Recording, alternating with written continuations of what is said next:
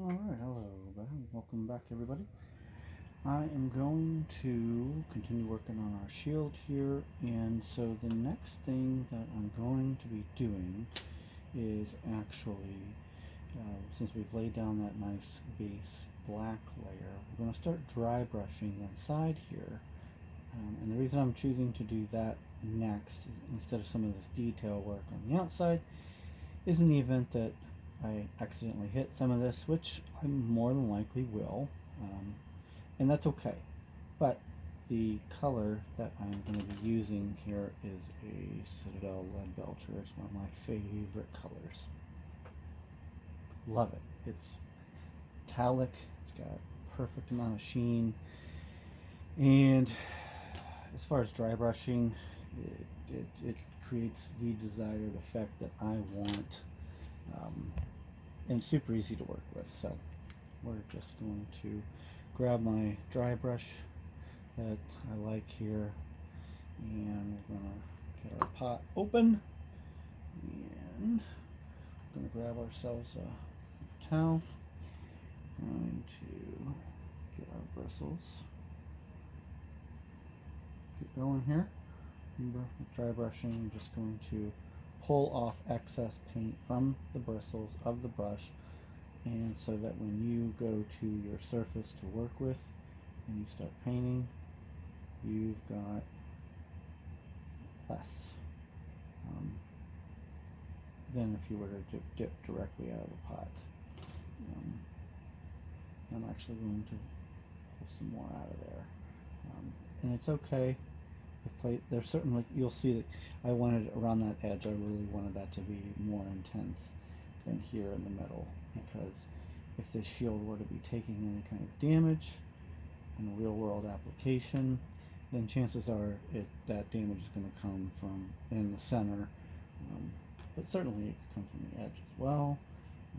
And just kind of, in my mind, I wanted to have this interior edge on this side, so if this warrior were to be holding that shield on the left and he was be moving his elbow out, this place or this side over here would actually be taking more damage. But that's, maybe I'm putting a little more thought into it than is necessary, but for me, in my world, um, as I'm painting, I kind of imagine these things, and that's just part of the fun for me.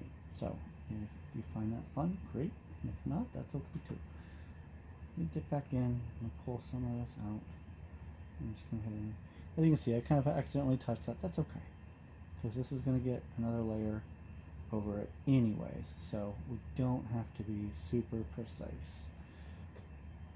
We can really just use, and we use it kind of a gnarly brush, ends that are not nice and neat, so that we can kind of jab in places and we can get that layer in there that we want.